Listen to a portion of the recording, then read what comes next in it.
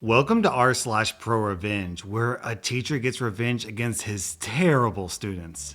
The backstory. The year this happened, I taught a high school class with grades 9 to 12. That's 14 to 18-year-olds for you overseas guests. My class wasn't necessary to graduate, but did count as a core requirement. One of my beginning of the year rules was I never want to hear, "When will we ever need this?" because you didn't have to sign up for this class. How I structure my class is that I try to make students accountable for their own actions. My class was built so that it had something to offer everybody. If you tried your best, you were guaranteed a C. If you worked really hard, you could get a B or an A. I would bust my butt to help a student with any reasonable request. The best example of this was a student was working hard on an assignment and said, "I think I understand it now, but can't turn it in on time." To which I answered, "Then turn it in tomorrow for full credit." This is how hard work pays off. Other than a few hard deadlines in my class, I would do whatever it took to see you learn the material. Screw around in my class, I've already found ways to run circles around the pathetic excuses you throw at your parents for your piss poor performance. It sounds callous, but I was the teacher who would stay for 90 minutes after school to help you catch up, to help fix your project for another class, or even to listen to you cry about your parents' divorce. If I caught you goofing in class instead of doing your work, my rule was that at least 70% of class time was intended for homework, quizzes, etc. I would warn you a couple times, email your parents, and then wait and see if they even gave a flip. If they didn't, I would let you keep digging that hole until you were hip deep in water and begging for a ladder. And then I would toss you a rope instead. You could still climb it if you tried hard enough, but a lot of kids would just cry until that hole caved in and buried them. I also utilized my school's online grading and assignment system for nearly all of my assignments, which meant I could document when a student looked at the assignment, how long it took them, etc. All of this allowed me to see what my students were doing, when they did it, and also if they were plagiarizing. This was also one of the tools that helped me make important decisions about leniency and also helped me to say things at conferences such as, "Of course the test was hard. Your child didn't attempt the 9 homework assignments until 11 p.m. the night before the test." Being able to prove that a student wasn't trying made it impossible for blame to be laid unfairly at my feet. It also meant the worst kids avoided my class. Bonus. However, this year, something magical happened. Every other year, I would get a wave of kids who just wanted to screw around and blame everyone else for doing poorly. At the end of the year, students would trash talk me, my class sizes would drop the following year, then I would receive high praise from those kids, so everyone would sign up. So on and so on. But this year, not only did I get a giant wave of knuckleheads, but they came with parents who loved to make trouble. I had already heard tales of some of these parents. Other teachers were just dying to hear stories about our interactions because these parents were very much entitled. They would name drop lawyers when they didn't get their way, try to badger teachers into giving their kids extra credit, and would largely deny any wrongdoing on their kids' part. These were the parents who would get called in because their student was busted cheating, then accuse the teacher of making the class too hard, therefore validating their student's need to cheat. So, about these knuckleheads. It was a group of roughly 7 senior boys who all shifted their schedules to be in the same period with each other. The other teachers couldn't believe that I had all of them at the same time, but I just shrugged it off. Every week, the staff lounge was dying to know how I dealt with their shenanigans, but for the most part, I had shut down most of their garbage from day one. I actually got along very well with them, despite their constant goofing, because they had mastered the ability to appear busy and didn't distract my other kids. Then came the first group project. My class size was just right for 7 groups of 4 to form. The idiot collective formed 2 groups of 4 by pulling in a kid who had been absent on the first day of the project. These 2 groups crashed and burned on this project super hard for several reasons. But the biggest were that A, they screwed around during class time, and B, put off a 2-week assignment until the weekend before and then dumped all the work on everybody else, which resulted in everybody doing minimal effort. I handed out the terrible grades and was immediately pulled into parent conferences with several of them. One at a time, obviously. Every meeting was the same. "My kid did all the work, so he doesn't deserve a bad grade." Or, "My kid didn't understand the assignment." To which I handed over my hyper-specific rubric, which is a checklist for how I grade things. I never wanted to be accused of grading based on not liking a kid. These largely went like this. My kid did all the work, and I don't think it's fair it should hurt his grade. Here's the work your student turned in. I hand it over. Here's my rubric, which I printed and emailed to your student the day the project started. I hand that over. As you can see, I have itemized the grading for ease of use. I would be happy to go over the grade your student earned. Where are the missing parts? And the student says, my group members were responsible for that. I can't grade what I never received, so I can't reasonably just raise your kid's grade. Sorry. Now, good news for all my students. I make assignments worth more throughout the semester with the idea that kids who screw up early on can make it up later by working hard. I seed extra credit throughout the semester and all these parents are disgruntled, but happy to hear that their entitled embryo can still get an A in my class. Now, the end result of these meetings was that it clearly wasn't my fault. Remember, I had all this data to prove that I made every effort to contact everybody, etc. So it must be the other kid's fault. So these parents all decide that their perfect angel is no longer allowed to work with their previous group mates. Like a cancer, this failure of friends distributes throughout the rest of the class. Like the genius that I am, I make my students write a group contract for every project that details who does what and when it's due. Why is this important? Because the contract provides me with documentation necessary to allow me to dismiss a bad group member and give them a 0 without their parents dumping all over my day. So here's where the problem begins manifesting. These seniors begin bouncing from group to group like cancerous ping pong balls, wreaking havoc. I let students choose their groups, so these seniors are desperately integrating with anybody that'll have them. Because of my class size, every group has at least one coddled child to deal with, and these children just end up rotating until all my students have worked with one of these seniors at some point. Now I'm getting constant complaints from parents of the other kids about these boys. Their kids wanted a good grade, which means they ended up doing all the work while the seniors slacked. This is usually after the fact, at which time I bring up, I would love to yank that leech out of your grade pool, but you have to use the contract. Students don't want to say anything because they fear retribution from the seniors, but I can't do anything because I'll be accused of harassment. The contract can provide me with the leverage I need to prove that these kids were doing no work, because seniors have been playing their parents for years. I make my class utilize Google Docs because the changes are time-stamped. No joke, I've had students produce all the work the morning of a parent meeting to try and lie their way out and make me look like a piece of garbage. But that timestamp is a godsend. Luckily, my class is balanced. A sucky groupmate can make things hard, but not undoable, and parents are appeased that I have an out for their kid, but disappointed that their kid doesn't use it. Every time I announce a group project is on the way, some of these seniors sucker up to the other kids to the point that it's expected that a spot will be made for them. I'm talking buying kids lunch, bringing them gifts, etc. Seriously, the day before a group project starts, all the seniors now sit at separate tables from each other so they could pull the "I'm already here, let's be in a group" card, which works most of the time. The strain on class morale is difficult, but I'm biding my time. The other students are grabbing at extra credit opportunities constantly so that their grade can absorb the blow, and parents' complaints are completely mitigated because I'm still offering every chance for success. My principal has a copy of my syllabus in his computer so that he can quote student policies that the parents signed off on. It's not uncommon for him to hear, "I don't read that, so it doesn't apply." But he reminds them that the clause above the signature line says, "My signature denotes that I have read this document in its entirety and agree to abide by all the rules," or something similar, and that this should be a lesson to the parent and the student that when you sign something, you should read the fine print. The setup.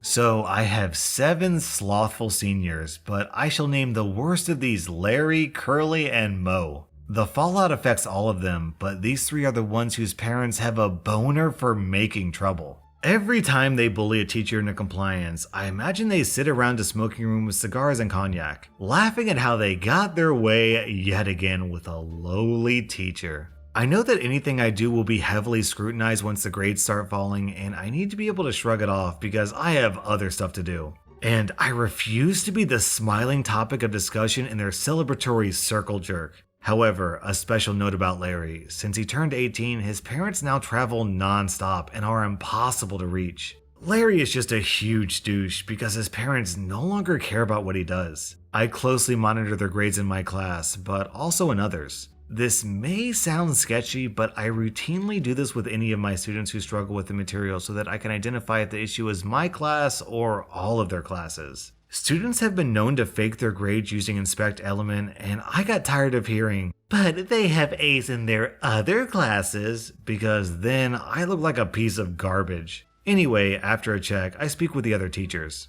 It isn't hard to find out that these boys are doing minimal work in other classes, and I actually discover that Larry has been finding ways to get other kids to do work for him, and then disseminating it among his friends. Other teachers have been bullied into lowering test percentages in their class, and guess what? He and his friends are enrolled in these classes. Despite bombing these tests, homework and project grades give them a comfortable cushion so that most of them are floating at low B's. I can't prove this. They're using Snapchat, but when I bring it up with their teachers, the teachers don't feel like trying to prove it and duke it out with the parents. Now, they're gaming other classes for minimal effort. However, their only recourse in my class is to keep rotating through groups and leeching off of their hard work to maintain C's and B's. And the other kids are too nervous to utilize the group contract to get them fired. Remember how I mentioned that I steadily increased the value of my assignments to keep kids working and give them a chance to fix their grades? On a random day in class, I said, "Hey everybody, I was looking in the schedule and realized that your last project before finals may stress you out unnecessarily. Would anybody mind if I dropped it?" My class, "Nope, drop it, best teacher ever!"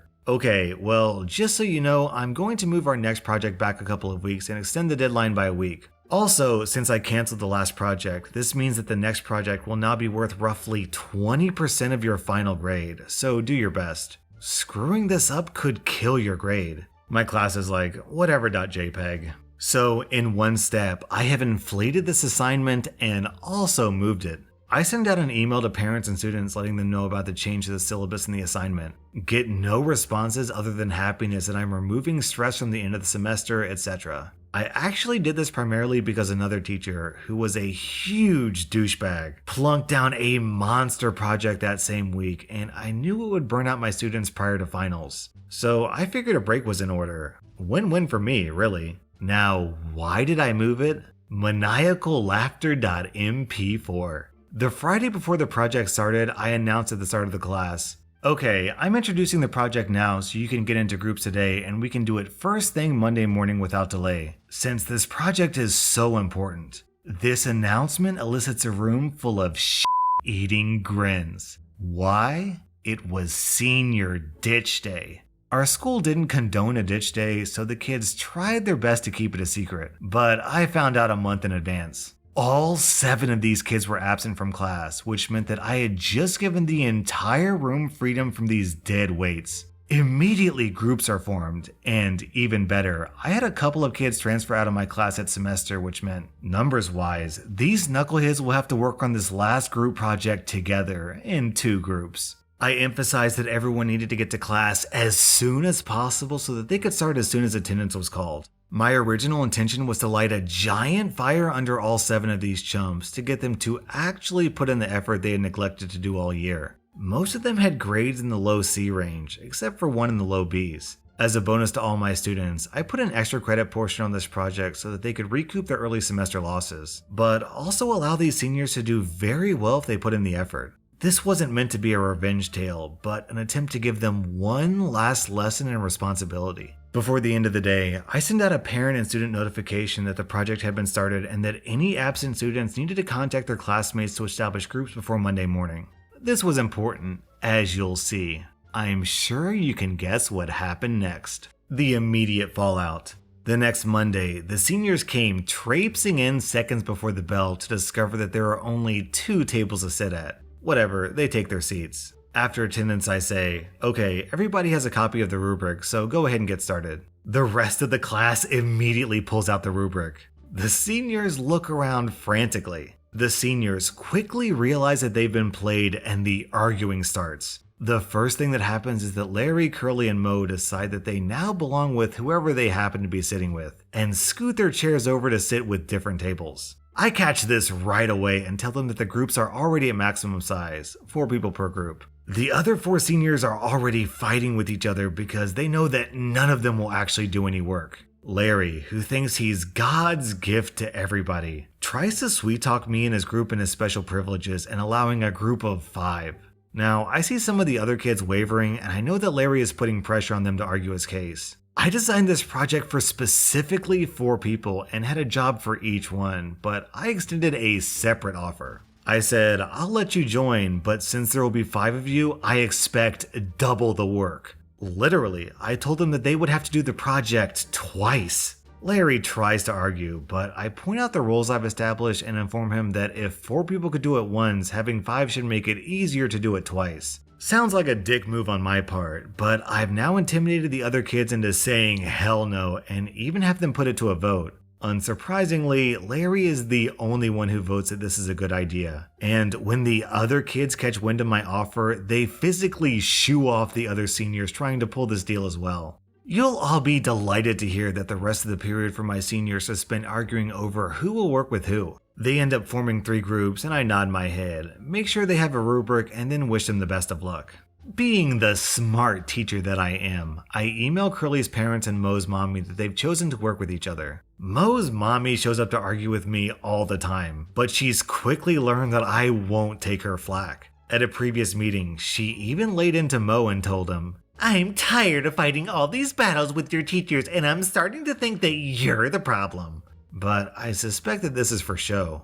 Curly's parents email me back and say they'll make sure Curly writes a group contract. You see, Curly has sold himself as the best student ever, and clearly he'll do the work and fire his classmates. Moes Mommy immediately requests a meeting with me. Per school policy, I don't have to respond to an email for 48 hours. I wait until hour 47 and email a non-committal. I would love to meet, when are you available, and wait for a response. I then wait another 48 hours to inform her of a time the following week that works for me. Now, some of the other senior parents have emailed me angrily demanding why I let their kids choose to work with the bad kids again. I had to inform them that I didn't expect all of them to be absent. Immediately, some of my seniors get burned at home because they ditched and their parents tell me, just try to help them pass, which I agree to. Some of them need this class for graduation after all. Moes Mommy, on the other hand, shows up ready to wage war. She starts by demanding that I put Mo in a different group. I decline because the project has now been going on for a week and it wouldn't be fair. She demands that I add him to another group. They're all full and students have already done the lion's share of the work. She demands that I let him work by himself with an extension. I gladly offer him an extension and slide a copy of the rubric over to him and he goes white. At this point, he knows that he's never planning to do any of the work. In fact, I know that his group hasn't even started. I have a copy of their group contract, which was hastily scribbled in pencil with no due dates on it. He starts arguing with his mom that he would rather work with his friends and that he's upset that he got stuck in the situation. Contemplating this, she accuses me of deliberately waiting until that day to screw the seniors over. After all, it was a school-sanctioned event and I'm being a douchebag about it and she'll go to the board with her story. Wrong. The joy I get from all of my prep work is shutting down BS like this. All 7 of the seniors hung out on ditch day at her house and told her that the principal had given them the day off. Even better, they called in and pretended to be their own parents so that it was an excused absence. He's immediately busted and his mom flips her switch and jumps all over him. You see, she can keep pressing me on this issue, but I now have evidence that he pretended to be his own dad and this is a suspendable offense. I buy myself into her graces by telling her that I had no idea that senior ditch day was that Friday, but I gave her kid a free extension on the homework that was due because I thought seniors deserve their own traditions, blah blah blah. She buys it. Also, I can prove that I emailed him and her and gave them plenty of notice before Monday morning that they needed to pick groups before something like this happened. Obviously, once I found out about ditch day, I tried to give her precious treasure a heads up, but I don't know why he didn't take it. She makes him open his email. My email is sitting there, unopened, and I've won this battle. She thanks me and takes him home. Class morale is super high, unless you're one of those seniors. A week before the project is due, neither group has actually started and the HMS class average is about to hit an iceberg. The project comes due. It comes as no surprise that my enterprising seniors have turned in easily some of the worst work ever. One group got into a text argument the weekend before it was due and made one of the kids do all the work. Mo and Curly are in this group. The other group, with Larry, has also turned into a steaming pile. I make sure to grade these two projects first because I know the fallout is going to be big. All the seniors dropped at least one letter grade.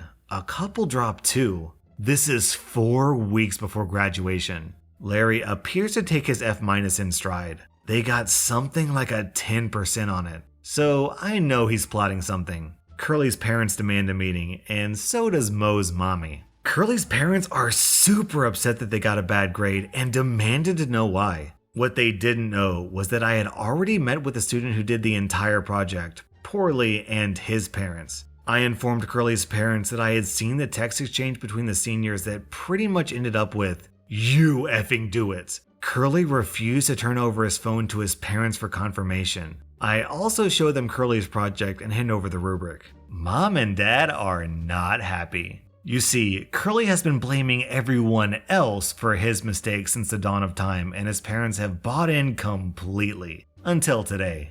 Dad pointedly asks, "Which part did you do?" And this causes Curly to spout actual tears. I then pull up a spreadsheet of all the group project scores from the year, with no student data, and have highlighted his scores, which are among the worst. The purpose of this was to use data to prove that their son, frankly, never does the work. Curly is absolutely destroyed by this. His parents kick him out of the conference because they're tired of his excuses and ask me what they can do. I tell them that I would be happy to offer one-on-one tutoring and that he can still pass the class if he does his homework and gets a B on the next exam. They agree to this, we all shake hands and they leave. Curly's story largely ends here. He never shows up to tutoring and I email his parents. After 3 emails, his dad finally responds with, "His mom and I have decided that he needs to learn to be an adult and are leaving him to his own devices. Thank you for your efforts." Curly will spend the rest of the semester doing little to no work. Because he's grounded at home, he's now just watching YouTube videos on his phone during school.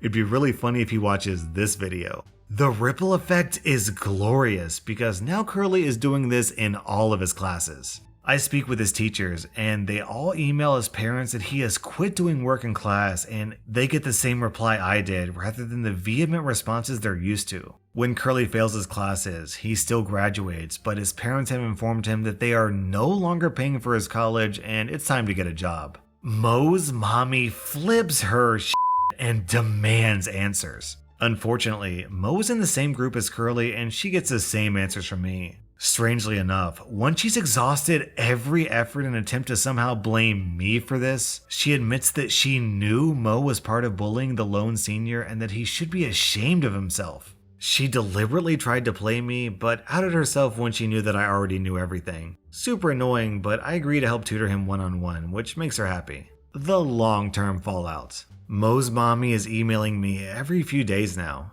"Is my son doing his work? Did he get help with his homework? Etc." Non-stop, but she knows better than to fight with me. Larry is unusually chipper and is no longer doing his work. I found out that Larry is supposedly going to a college where he just needs to maintain his GPA over a super low number. He claims an F in my class won't change anything, so I make sure he doesn't distract the others. Mo shows up only occasionally, but strangely enough, Larry pops in just to say hi whenever Mo is getting help. I can't fathom why he does this, but suspect he's up to something and already have a backup plan in place. You see, Moes Mommy is nuts, and I make sure that there's always another person in the room with me when I tutor him. Anyway, Moes Mommy is constantly checking in. I start waiting 48 hours between emails, cause I can, and she starts dropping by in person unannounced to check on him, meaning me. She's been acting cagey lately, and I'm starting to suspect something. It's effing Larry.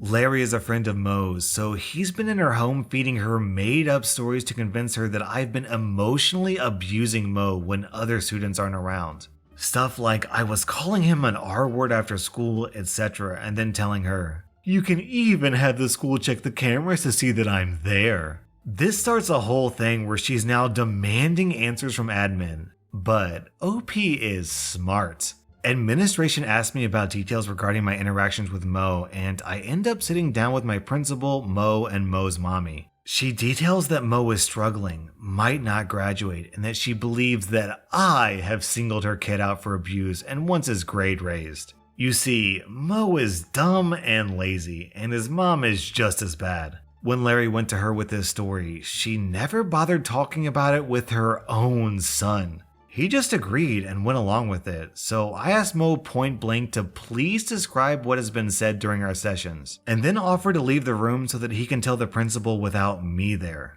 She tells me to stay because she wants me to hear from her son what I've done to him. What neither of them know was that I was a mentor teacher. That meant I had a first-year teacher as my mentee, not a student teacher, but a new hire that works with a veteran teacher to learn the ropes of our school. And I had her working on grades and such in my room after school. You need so many contract hours, on the days that I agreed to meet Mo. She was young, so Mo thought she was another student and never questioned it, and couldn't even remember that she was in there. My principal already had statements from her detailing my interactions with Mo, and Mo was unable to give any actual details and suddenly forgot what had been said to him. This lands Moes Mommy in hot water with admin, and she blames the whole thing on Larry and becomes visibly upset that she fell for such a stupid ruse. This results in an email cautioning teachers from being alone in a room with either student. Suddenly, after-school help evaporates for both, but hey, I always have someone in my room, so whatever. After that meeting, Larry is now suddenly super concerned about his grade. I rationalized that he was hoping to burn me out of my job and then use the fallout to get a passing grade. Obviously it doesn't work, so f*** Larry.